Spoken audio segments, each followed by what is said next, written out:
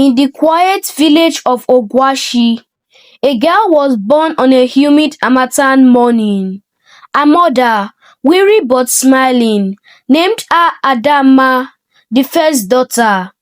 In their family, that name carried weight, not just as a title, but as a destiny. From her earliest day, Adamma was more than a child. She was a little mother. When her younger siblings came, one after the other, like rains after a dry season, she learned to tie wrapper to her chest, to carry them, to feed them, hush their cries, and keep the fire alive in the kitchen when Mama was too tired. Her father was a farmer who wrestled with the earth to bring forth food. Her mother sold vegetables in the market. They were good people, but life in Ogwashi was no friend to the poor. And so, when their pockets ran dry, the unspoken expectation was that Adamma would carry the family burden on her narrow shoulders. By the time she turned 18, Adamma had already missed school several times to care for her siblings. She never complained. Family is like a mat, she would say. If one side tears, we all fall. Her friend dreamt of the university, but Adamma dreamt of a stable job, not for herself, but to keep her family afloat.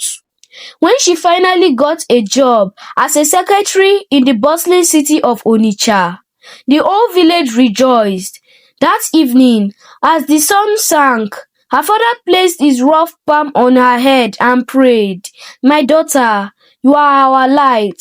Shine for us." She swallowed her tears and promised, "Papa, I will not fail you." The city was a different world, loud, crowded, filled with both opportunity and danger. Adamma worked tirelessly, often staying late to please her boss. Her salary was modest, but she sent nearly all of it home.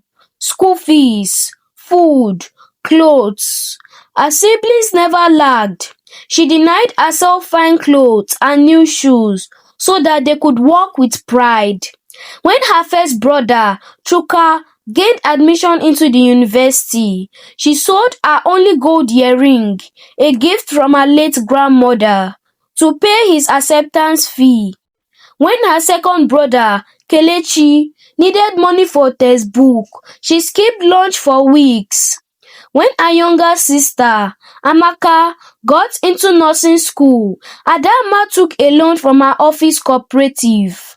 Years passed, and one by one her siblings graduated.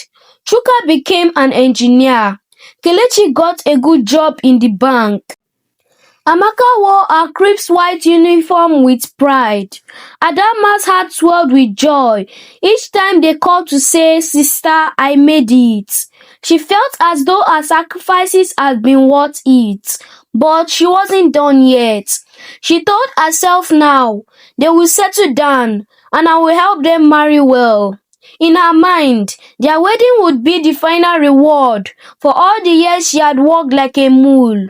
She contributed heavily to their marriage ceremonies, bought fabrics, paid caterers, and even borrowed money to make sure everything was perfect. The day Chuka married, she wore a borrowed lace dress and sat quietly at the back, smiling as people praised him for being such a responsible man. Nobody mentioned that his first real salary had been used to pay his rent because Adamma had already paid his bride price. When Kelechi married, she gave them her savings to buy furniture. When Amaka got married, Adamma paid for the bridal makeup and the cake. And then, silence. Calls became fewer. Messages turned into quick, polite replies. When she visited, her siblings were too busy to spend time with her.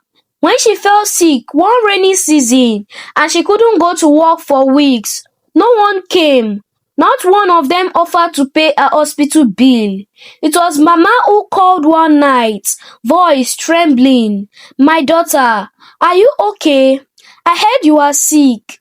Adamma smiled weakly through the phone. I am fine, Mama. I will be fine. But deep inside, she was breaking. On her 40th birthday, she expected a surprise. She imagined a gathering where her siblings would honor her, maybe even buy something beautiful for the first time. But the day came and went like any other. Chuka sent a text, HBD. Kelechi forgot entirely. Amaka sent her a voice note. God bless you, sister. No one remembered the night she slept hungry so they could eat. No one remembered the year she wore torn shoe so they could dress well. No one remembered the gold earrings she sold, the loans she took, the dreams she buried. One evening, Amaka sat on the balcony of her small rented apartment, watching the city lights. Her heart felt like an empty calabash. She thought of the little girl who had once promised her father she would shine for the family. She had shone indeed, but no one had thought to keep the flame alive for her. A neighbor, Mama Funke, who had seen her struggles, came to sit beside her.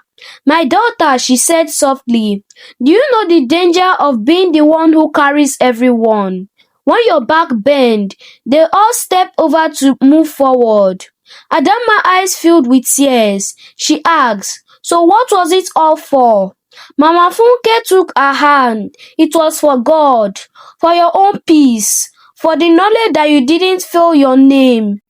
People forgot, but heaven writes everything down. That night, Adamma decided she would no longer measure her worth by who remembered her. She began saving, this time for herself. She enrolled in evening classes, pursued a certificate, and slowly started building a small catering business. Her siblings still called occasionally, usually when they needed advice or help. She still gave, but no longer at the expense of her own life. The ache of being forgotten was still there, but it no longer defined her. Years later, when she finally built a modest house for herself back in Ogwashi, she invited her family. As they ate and laughed, someone asked, Sister, why didn't you marry? Adamma smiled, because my marriage was to all of you, and now I am divorced. Everyone laughed, but deep down, they knew the truth. They had taken her love for granted. And as the evening breeze swept through the compound, Adamma whispered to herself, the first child must carry the family, but she must also carry herself. The moral lesson for this story is that never give so much of yourself that nothing remains for you. Family love is noble, but self-preservation is wisdom. Even the first child deserves a life, dreams, and rest. This is the end of this story. If you enjoyed it, give us a thumbs up and share with your friends. Subscribe and hit the bell for updates. Let us know where you are watching us from in the comments.